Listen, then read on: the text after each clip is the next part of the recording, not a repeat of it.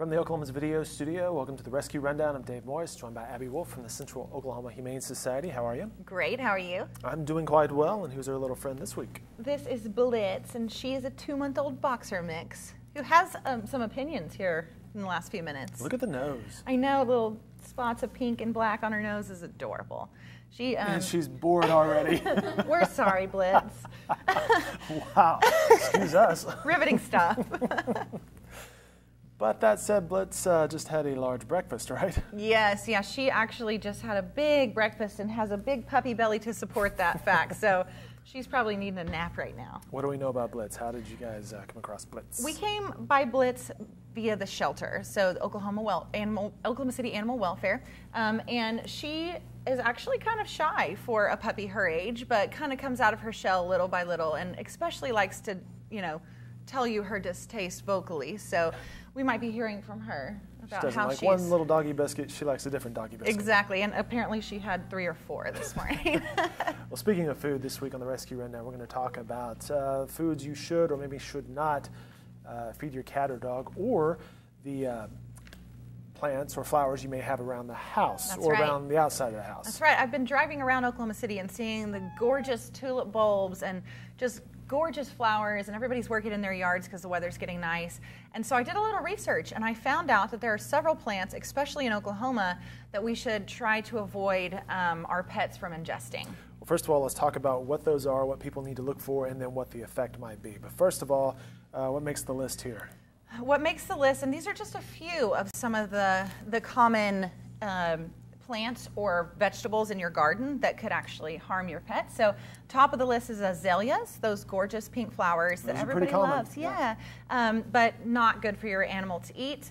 Castor beans are another one. Those aren't as common here. They're more common in like California. What are castor beans? Castor beans. I saw your list here and I'm like, okay, second topic. I don't even know what a castor bean is. Yeah, my grandfather actually used to have one of these in his yard. It's a big tree. I'm going to Google a castor bean during this. I know we sent in some pictures. So castor beans, if you happen to have them, those are the most dangerous to your pet and can cause actual neurological damage. Wow. Yeah. Another one is English ivy. How common is that?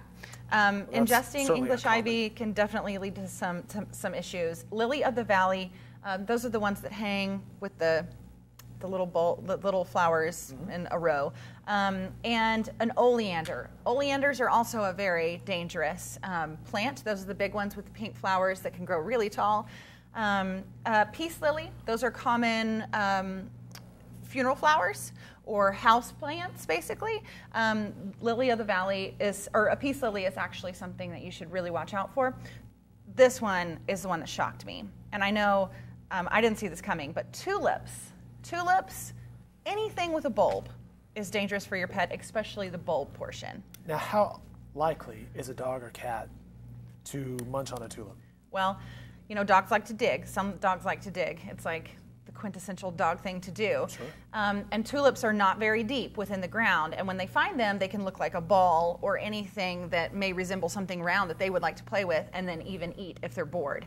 So it's really important if you have tulips in your yard and your pet spends time out there alone, maybe just either relocate those tulip bulbs or just keep an eye on your dog. Okay, let's talk effect. Wisteria and rhubarb also make your list. Yes. But let's talk what the effect is. You mentioned the castor beans. There could be neurological problems, but... Yeah. Any of these on this list can either make your dog lethargic or your cat lethargic, all the way to being severely ill or worse. So we can talk about permanent damage to digestive systems, to their heart, or even their brain, as being the side effects of eating some of these plants. So it's really important to know. So what do you do?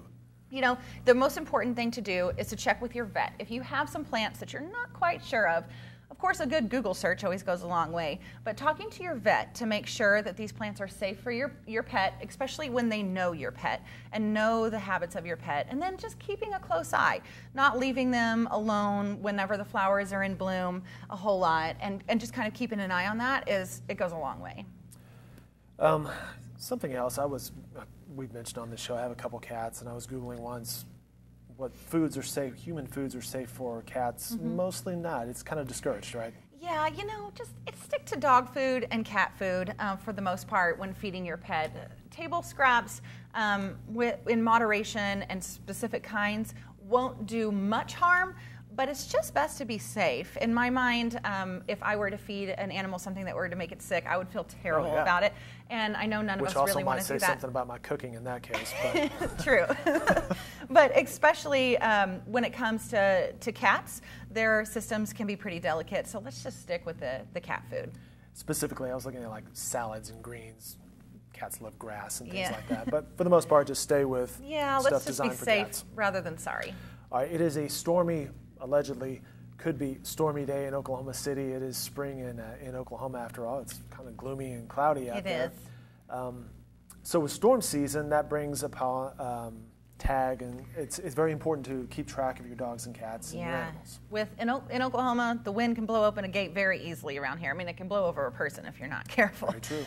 So with that threat of the severe weather coming throughout the season, let's make sure that right now we're reminding ourselves to tag our pets, because what's the first thing that somebody does whenever they find a pet loose on the street? There's a stray dog, you look for a tag. You look for a tag. And so tags are a cheap, easy way to make sure that your pet is safe. And National Tag Day is coming. Who knew there was a National Tag Day? Of course, there's a national everything, right? Yes. That's April 1st. This is no April Fool's joke, I promise you. This is actual National Tag Day. Just like last week was National Puppy Day, right? Yes. As it turned out. In fact, it was. What a great day. April 1st is National Tag Day. And yes. You guys are in the game here on this. We are. I mean, we have several tag machines. We're going to be opening them up to the public. You can drop by, donate if you would like to, but we're handing out free tags at our adoption center. That's at 7500 Northwestern, to make sure everybody is safe and sound this spring. Now I'm going to have that song playing in the back of my mind all day long, that tag song from about a couple popping years. Tags? Popping tags. We'd like for them to stay on.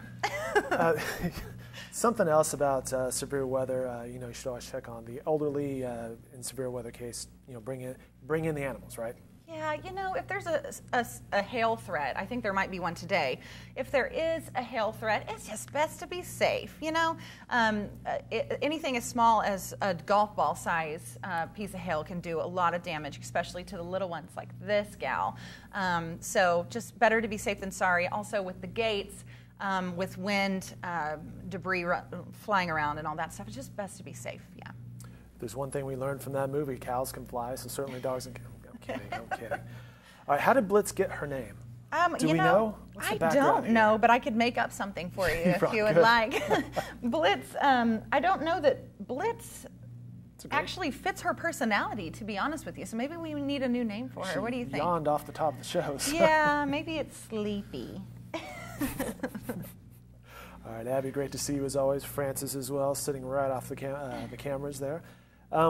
Next week, though, we have a special guest who's joining us next week, and we're going to feed a kitten. Is that what you're telling me? Yeah, so our CEO is going to be stopping in for Rescue Rundown when I'm going to be out, and her name is Susanna Della Maddalena. We've had her on before. Yes, and she is excited to talk about kitten season. We've talked about kitten season before, but she is going to try to bring some very special guests and perhaps do some dirty jobs type stuff and bottle feed some kittens. So stay tuned. Be good stuff. Absolutely. Right. Abby Wolf, Francis off camera here from the Central Oklahoma Humane Society. Thanks so much for stopping in. We certainly appreciate that. Thank you for having us. More information can be found at okhumane.org, and more of these episodes can be found online at newsok.com.